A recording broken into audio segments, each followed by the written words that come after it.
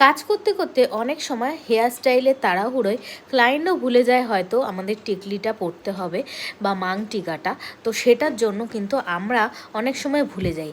তো সেই জন্য পরে যদি হেয়ার স্টাইলের পরে আমাদের মাং টিকা লাগাতে হয় তাহলে কিভাবে লাগাবে। টিকলির সাথে একটা কাড় লাগিয়ে নেবে, কালো কাড় বা সুতো, সেটাকে আগে টিকলির সাথে লাগিয়ে নেবে। লাগিয়ে নেওয়ার পর ভেতর দিয়ে একদম একটা সূচের সাথে প্লাস্টিকে লাগিয়ে নেবে। দেখো আমার হাতে হাতে একটা সূচ আছে হলুদ রঙের, দেখতে পাচ্ছ ওই সূচের মতন, ওটার সাথে লাগিয়ে দিয়ে ভেতর দিয়ে একদম ঢুকিয়ে পেছন দিক থেকে বার করে এটা নিতে হবে। আর এইভাবে দেখো কাঠটাকে তারপরে খুলে নিতে হবে।